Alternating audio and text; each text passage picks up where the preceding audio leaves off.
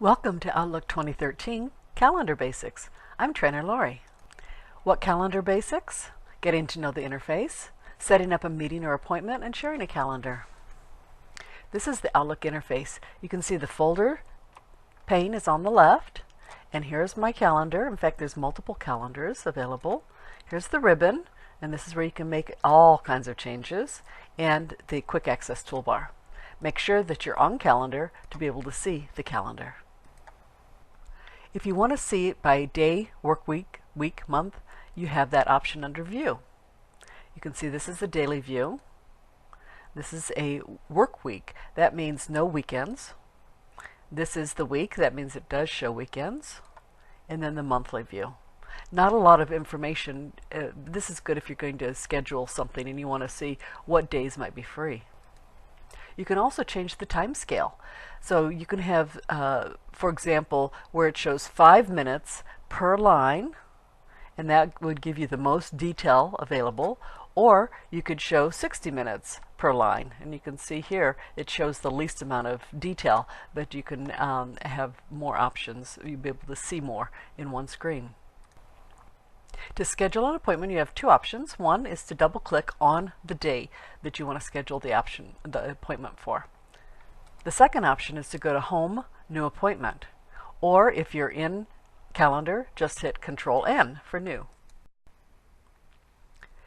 And you can see all the appointment details. You have to put in a subject line. You don't have to put in a location, but it's a really good idea. You have a start and an end time, and that includes date and the time, and you have a calendar if you need to go look at and see what it is. You also have the option of choosing if it's an all-day event. For example, a birthday or anniversary might be an all-day event. If you choose to invite someone, then it changes your appointment into a meeting. So a meeting is with other people, an appointment is just with you. So if I want to change it to a meeting, then I have the option of either typing in an email if I have it, or click To. And when you open To, it'll show your names in the contacts. And if you click the drop down under Address Book, you can choose various options, especially if you have Exchange, Microsoft Exchange server with your Outlook. Now, if you get an email request for a meeting, then it's a good idea to accept it right in the email instead of letting it go to your calendar first. So you have three options. You can either accept it, make it tentative, that means I might be able to go, and decline, saying no, I won't be there at all. Let's say we accept it. When we accept it, we have three more options. And that is to edit the response before sending, edit the response now, or do not send a response. What do those mean? A lot of people make a lot of mistakes using these because they don't quite understand them. So let's look and see what it means. My email, if I accept it, my email will see that, and I will send a response to my calendar. If I accept and say do not send a response, it will only go to my calendar. It will not go to the person who sent me the original response. So if I do not respond to them, they will not know if I've accepted or not.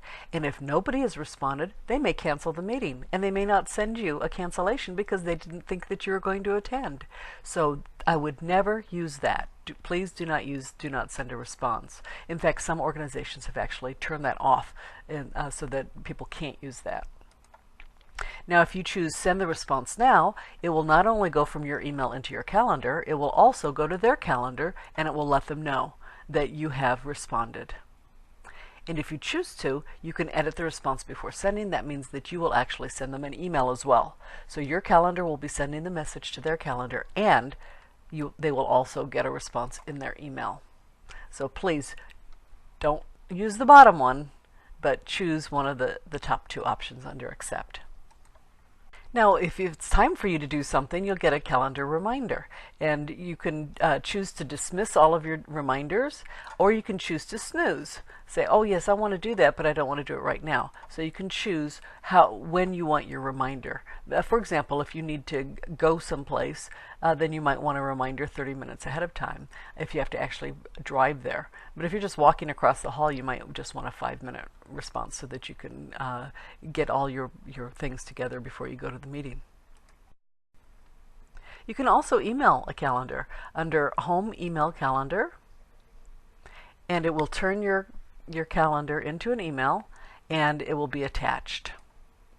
And you get to choose how much detail do you want to show, because you may not want to show a lot of detail when you're sending your calendar out.